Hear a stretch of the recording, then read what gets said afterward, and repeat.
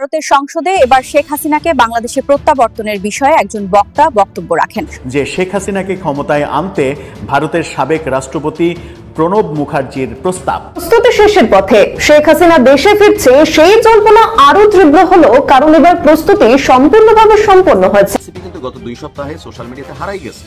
আপনি দেখেন হাসনাতের বক্তব্য আসলে এখন 500 মানুষও দেখে না। আর হাসনাত সার্জিসদের মধ্যে এই যে আভ্যন্তরীণ দ্বন্দ্ব কিন্তু চলতেছে, এটা তো এখন প্রকাশ্যে। সো ভেতরে এনসিপি ভেঙে গেছে। আমরা আওয়ামী লীগের যারা আছি তারা যদি আবার সোচ্চার হই, তারা যদি আবার সংগঠিত হই, তারা যদি আবার একত্রিত হই, তাহলে কিন্তু বাংলাদেশটাকে বাঁচানো সম্ভব, বাংলাদেশের মুক্তিযুদ্ধের ইতিহাসকে বাঁচানো সম্ভব, বাংলাদেশের মুক্তিযোদ্ধাদের সম্মান সশরীরে বহাল রাখা সম্ভব। গরু মেরে জুতো দান, এই কথাটি যদি বোঝেন দেখবেন বাংলাদেশে ইউনূস সরকার ক্ষমতা আসার পর ভারতের ভূখণ্ড দখল করে ফেলা, চোখে চোখ রেখে কথা বলা এবং ভারতের সাথে নানান রকমের শত্রুতা তৈরি করা, ভারতের প্রতিপক্ষ পাকিস্তানকে প্রতিদিন বাংলাদেশে দাওয়াত দিয়ে এনে চা খাওয়ানো, নাস্তা খাওয়ানো, মৌলবাদী গোষ্ঠীকে আশকারা দিয়ে মাথায় তোলে বাংলাদেশের 1971 সালের মহান মুক্তিযুদ্ধের চেতনাকে ভুলুণ্ঠিত করা। আসসালামু আলাইকুম রহমতুল্লাহ, সবাই কেমন আছেন? আশা করি সবাই অনেক অনেক ভালো এবং সুস্থ আছেন। সবাইকে স্বাগতম জানাচ্ছি আমাদের আরেক নতুন ভিডিওতে। প্রতিদিনের মতো আমি আপনার সিরাত ফারুকি আবারও চলে আসলাম নতুন একটা ভিডিও নিয়ে। দর্শক, আজকের ভিডিও টাইটেল এবং থাম্বনেল দেখে ইতিমধ্যে বুঝতে পেরেছেন আজকের ভিডিওটা কতটা গুরুত্বপূর্ণ হতে চলেছে।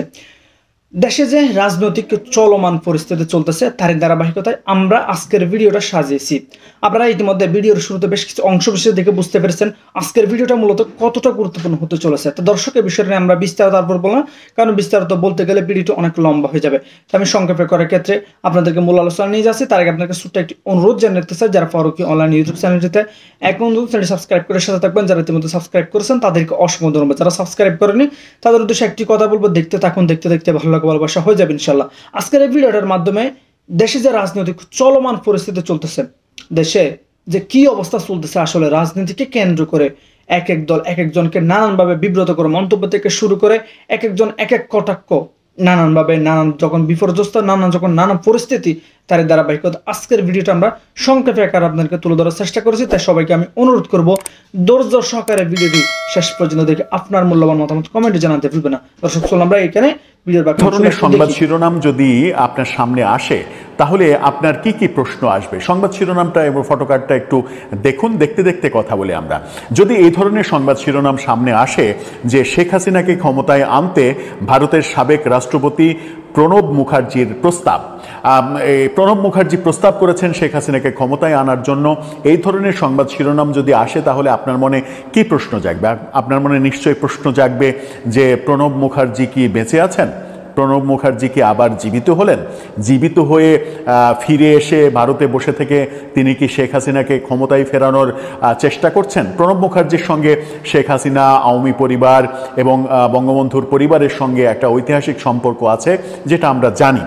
সেই কারণে প্রণব মুখার্জি একটা আওয়ামী প্রসঙ্গ আসলে, শেখ হাসিনা প্রসঙ্গ আসলে প্রণব মুখার্জি একটা ইন্টারেস্টিং এবং গুরুত্বপূর্ণ আলোচনা।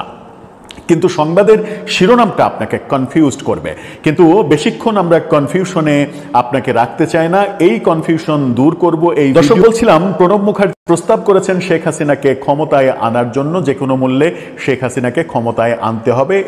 এই সংবাদ শিরোনাম দেখে আপনারও ভড়কে যাওয়ার কথা। আমরা খবরের বিস্তারিত আলাপে যদি আসি তাহলে দেখতে পাচ্ছি যে এই ধরনের তথ্য উঠে এসেছে আন্তর্জাতিক অপরাধ ট্রাইব্যুনালে। সাক্ষ্য দিয়েছেন যখন আমার দেশ সম্পাদক মাহমুদুর রহমান শেখ হাসিনার বিরুদ্ধে সাক্ষ্য দিয়েছেন, এবং সাক্ষ্যকালে তিনি 1/11 সময়ের ঘটনার বর্ণনা দিয়ে তিনি বলতে চেয়েছেন যে শেখ হাসিনাকে ক্ষমতায় এনেছিল মূলত প্রণব মুখার্জি এবং মঈনু আহমেদের এই সার্কেলটা। মঈনু আহমেদ, ফখরুদ্দিন, তাদেরকে প্রভাবিত করেছিলেন প্রণব মুখার্জি, তার মাধ্যমে শেখ হাসিনা ক্ষমতায় এসেছিল। আমরা আওয়ামী লীগের যারা আছি তারা যদি আবার সোচ্চার হই, তারা যদি আবার সংগঠিত হই, তারা যদি আবার একত্রিত হই, তাহলে কিন্তু বাংলাদেশটাকে বাঁচানো সম্ভব, বাংলাদেশের মুক্তিযুদ্ধের ইতিহাসকে বাঁচানো সম্ভব, বাংলাদেশের মুক্তিযোদ্ধাদের সম্মান সশরীরে বহাল রাখা সম্ভব। প্রত্যাশায় রইলাম বাংলাদেশের প্রতিটা মুজিব সৈনিক আবার জাগ্রত হবে, আবার বুকে সাহস নিয়ে দাঁড়িয়ে যাবে, আবার এই মবকারীদের যেখানে যে অবস্থায় পাবে লাল করে দিবে। একটা জিনিস আপনারা খেয়াল করছেন কিনা যে বাংলাদেশে বিভিন্ন জায়গায় আওয়ামী লীগের মিছিল দিনকে দিন বেড়েই চলেছে। সবচেয়ে আশ্চর্যের বিষয় হলো যে যখন মিছিল শুরু হয় তখন হয়তো 5-10 জন 20 জন 50 জন মানুষ মিছিল শুরু করে, কিন্তু এই মিছিল শুরু হওয়ার পর আশেপাশে যে রাস্তায় লোকজন দাঁড়ায় থাকে এরা কিন্তু মিছিলের প্রস্তুতি নেয় বা মিছিলে অংশগ্রহণ করার জন্য আসে নাই, তারা এই মিছিলে সামিল হয়ে যাচ্ছে। অর্থাৎ দেখবে যে মিছিল 50 জনে শুরু হলেও মিছিল শেষ হচ্ছে 200, 300, 400, 500 জনে। এই যে আশেপাশের লোকজন যারা রাস্তায় দাঁড়িয়ে আছে বা উৎসুক জনতা যারা মিছিলে এসে সামিল হচ্ছে তারা কিন্তু স্বতঃস্ফূর্তভাবে হচ্ছে। আবার এই মিছিল শুরুর সময় বা মিছিল চলাকালীন দেখবেন যে আশেপাশে বহু আইনশৃঙ্খলা বাহিনীর গাড়ি, পুলিশের গাড়ি বা আশেপাশে দিয়ে তারা যাওয়া আসা করে, তারা কিন্তু কোনোভাবেই এই আওয়ামী লীগের মিছিলে বাধা দিচ্ছে না বা তারা বাধা দেওয়ার চেষ্টাও করছে না। আরেকটা জিনিস হলো মঞ্চ 71-এর যে ডায়লগটা ছিল সেখানে যারা মব করেছে বা অন্যান্য জায়গায় যারা মব করছে, বিশেষ করে আওয়ামী লীগের প্রোগ্রামে, এই 3টা জিনিস আপনারা একটু ভালো করে খেয়াল করবেন, বিশেষ করে আমাদের যারা বঙ্গবন্ধুর আদর্শের সৈনিক। প্রথমটা হলো যে মানুষ সুযোগ খুঁজছে, মানুষ কর্মসূচি চাচ্ছে, মানুষ আওয়ামী লীগের কার্যক্রম দেখতে চাচ্ছে। আওয়ামী লীগ কার্যক্রম শুরু করলেই এই যে পথ থেকে মানুষ যে বা স্বতঃস্ফূর্তভাবে আওয়ামী লীগের মিছিলে যোগদান করছে, ঠিক একইভাবে আওয়ামী লীগের প্রতিটা কার্যক্রমে মানুষ এগিয়ে আসবে, মানুষ ঝাঁপিয়ে পড়ার জন্য উন্মুখ হয়ে বসে আছে। এই 1 বছর সোয়া বছরের শাসনেই মানুষ বুঝে গেছে যে বাংলাদেশে আওয়ামী লীগের বিকল্প কিছু নাই, শেখ হাসিনার বিকল্প কিছু নাই। দ্বিতীয় কথা হলো আইনশৃঙ্খলা রক্ষাকারী বাহিনী কিন্তু কোনোভাবেই আওয়ামী লীগের সাথে কনফ্লিক্টে যেতে যাচ্ছে না, কারণ তারা জানে আওয়ামী লীগ তাদের জন্য কি করেছে এবং তারাও বুঝতে পেরেছে কাদের হাতে দেশ নিরাপদ। 24 আগস্ট মাসে পুলিশের উপরে যেই নির্মম নির্যাতন হয়েছে, যেই হত্যাকাণ্ড হয়েছে, এতে কিন্তু পুলিশের মধ্যেও একটা ক্ষোভ আছে, তারাও সুযোগ পেলে কিন্তু এই ঘটনার প্রতিশোধ নেবে। এক্ষেত্রে তাদের একমাত্র সাপোর্ট করার দল হলো আওয়ামী লীগ। আর যেটা তৃতীয় কথা, মব, যারা মব করছে আপনি খেয়াল করে দেখেন যে মঞ্চ 71-এ যারা মব করতে আসছিল তারা হাতে গোনা 3-4 জন মানুষ ছিল। ওখানে কিন্তু মঞ্চ 71-এর দর্শনার্থী পার্টিসিপেন্ট মিলে তারা প্রায় 150 লোক ছিল। যদি কোনো কারণে আপনারা ঘুরে দাঁড়ান সাহস নিয়ে, মনে বল নিয়ে যে না তাদের মোকাবেলা করবেন, এবং আপনাদের একটা ন্যূনতম প্রস্তুতি রাখতে হবে সবসময় যে কোনো কর্মসূচিতে, যে তাদের যাতে মোকাবেলা করা যায়, সেটা যে করেই হোক, শক্তি প্রয়োগ করে, বুদ্ধি প্রয়োগ করে। যদি কোনোভাবে আপনারা দাঁড়িয়ে যেতে পারেন, প্রতিবাদ করতে পারেন বা তাদের উপরে তারা যেই আচরণ করে সেই আচরণটা ফিরিয়ে দিতে পারেন, আপনি দেখবেন যে এই মব উধাও হয়ে গেছে, তারা আওয়ামী লীগের শক্তির সামনে দাঁড়াতেই পারবে না।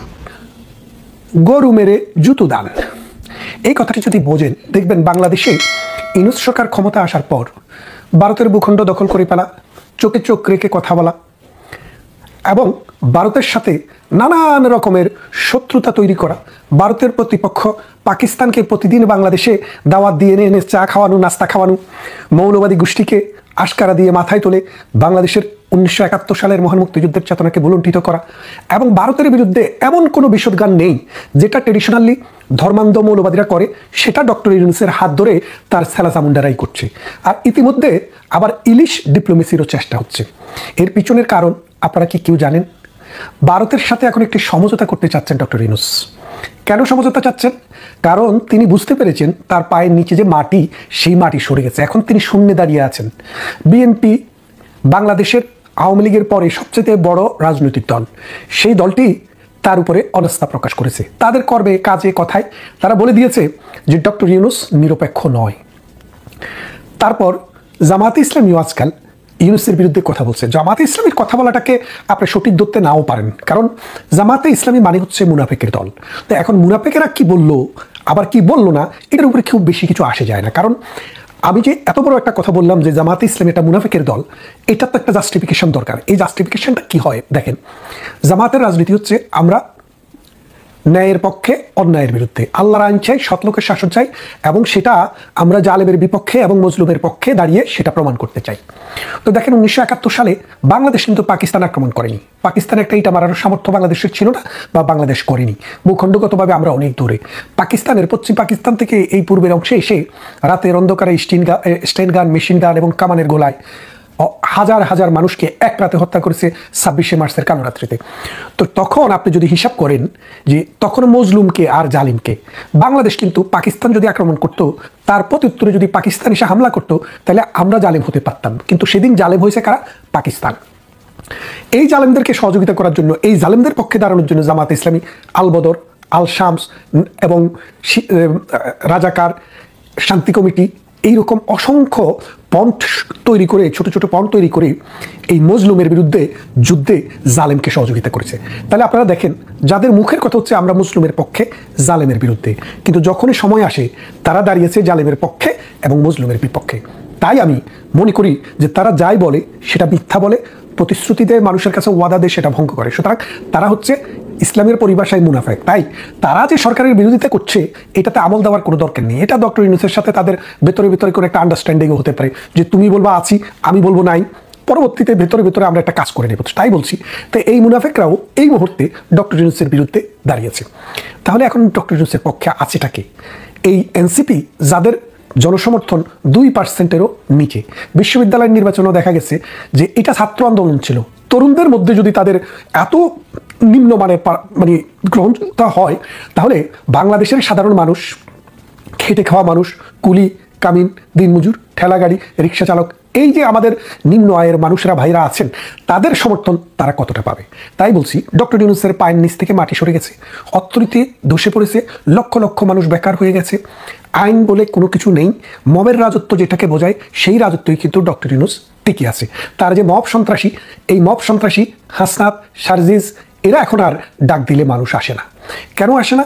পাটোয়ারিরা ডাক দিলে এখন আর মানুষ আসে না, কারণ মানুষ বুঝতে পেরেছে তারা নিজেদের স্বার্থ চরিতার্থ করার জন্য এক সেট রাজনীতিবিদকে বাদ দিয়ে নতুন আরেক সেট রাজনীতিবিদ তৈরি করার জন্য, যাদের মূল উদ্দেশ্য হচ্ছে চুরি, চামারি, বাটপারি, লুণ্ঠন, দর্শন এবং বাংলাদেশকে কুক্ষিগতকরণ। তাই বাংলাদেশের মানুষ এই সন্ত্রাস, চাঁদাবাজ, এই দুর্নীতিবাজদের সাথে এখন নেই। তাহলে ডক্টর ইউনূস এখন কি করবেন? কোথায় যাবেন?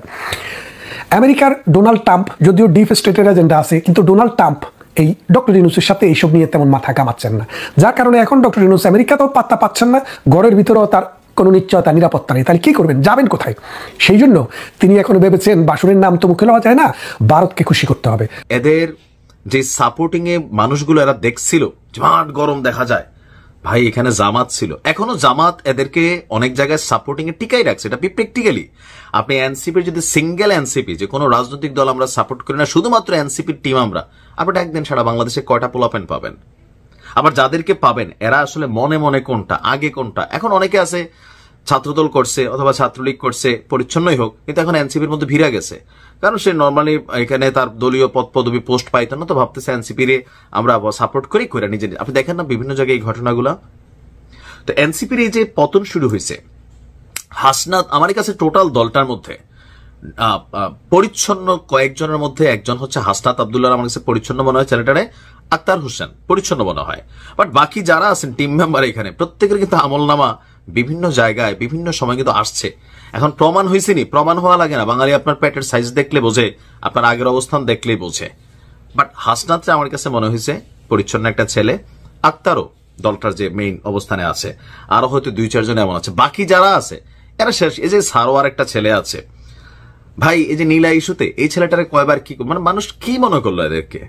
আপনি দেখবেন এরা নিয়ে লেখে মানুষ, তুমি লাগাই না চিন্তা করো, হ্যাঁ কেন লাগাইতে পারলা না, এই থিওরি দাও, এরকম অনেক কিছু কিন্তু এখানে হয়ে গেছে। মানুষের কাছে এই আস্থার জায়গা নষ্ট হয়ে গেছে। 2-1 হয়তো নেতা হয়েছে, হাসনাত নেতা হয়েছে, সার্জিস নেতা হয়েছে, তারপরে সার্জিস নিয়ে দেখেন কেউ সার্জিসটা আসলে অন্তর থেকে এনসিপির পোলাপাইন কি পছন্দ করে না, কারণ বঙ্গবন্ধুরে নিয়ে তার দেওয়া লোল ফালানো সেই বক্তব্য, আর এখন এই মুখে যে বক্তব্য, এটা সিচুয়েশন ডক্টর ইউনূসের সরকার বা সামহাও একটা সময় পর্যন্ত থাকবে, পরে কিন্তু এগুলো থাকবে না।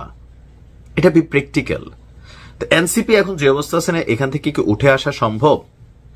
অনেকাংশেই সম্ভব, আবার সম্ভব না। মানে এটা খুবই হার্ড ওয়ার্ক করতে হবে। তো এখন ওই লেভেলের নেতা কয়জন আছে? এনসিপিতে আপনি দেখেন হাতে গোনা সারা বাংলাদেশি না 5-6 জন। এখন কিভাবে সেখান থেকে বের হবে এটা তারাই ভালো বুঝে। তবে সামনে নির্বাচনে এনসিপির ভরাডুবি হবে, সারা বাংলাদেশে 5টা আসনও পাবে না। অ্যাজ এ পার্সন 2-1 জন হয়তো পাইতে পারে, তারপরে সেখানে কোনো দল তাদেরকে সাপোর্ট দিতে হবে, লাইক জামাত। বিএনপি তো দেবেই না। তো একটা স্বপ্ন ধ্বংস হয়ে গেল বাংলাদেশকে। আগামী দিনে আমরা যে জায়গায় দেখতে চাইছিলাম যে না, এই দেশে আসলেই এই 4টা রাজনৈতিক দলের বিপরীতে কোনো একটা দল আইসা মানুষের মনের আকাঙ্ক্ষা বা স্মার্ট বাংলাদেশ, হ্যাঁ, বা ধরেন ডিজিটাল বাংলাদেশ, অথবা আমরা যেখানে যাইতে চাই ধর্মীয় গোড়াপত্তন এগুলা বা গোড়ামি, হ্যাঁ, এগুলা থাকবে না। মানুষের মহব্বত থাকবে, মানুষ এখানে বিনিয়োগ করবে। আমরা যারা দেশের বাইরে থাকি আমরা আমাদের বিনিয়োগ দেশে নিয়ে যাব। তো এই পরিস্থিতিতে আসলে এগুলা কি সম্ভব হয়? এনসিপি অনেক মানুষের আশা নষ্ট করছে। এটা উদীয়মান সূর্যের পতন দেখলাম আমরা। হোপসো এনসিপি ইনশাল্লাহ তারা ভালো রাজনীতির মাধ্যমে, যোগ্য নেতৃত্বের মাধ্যমে, পরিচ্ছন্ন নেতার মাধ্যমে তারা কামব্যাক করবে। প্রিয় দর্শক, এই বিষয়টা নিয়ে আপনার মূল্যবান মতামত অবশ্যই কমেন্ট করে জানাতে ভুলবেন। ইতিমধ্যে আপনারা সবাই বেশ কয়েকটা প্রতিবেদন দেখেছেন এবং বেশ কয়েকজন ব্যক্তিদের মন্তব্য শুনেছেন যে দেশে যে চলমান পরিস্থিতি চলতেছে সে সম্পর্কে। এই বিষয়টা নিয়ে আপনার মূল্যবান মতামত অবশ্যই কমেন্ট করে জানাবেন। ধন্যবাদ সবাইকে এতক্ষণ সাথে থাকার জন্য। দেখা হবে কোনো ভিডিওতে। ভালো থাকবেন, সুস্থ থাকবেন। ততক্ষণ যদি আমাদের চ্যানেলের সাথে থাকুন। আল্লাহ হাফেজ।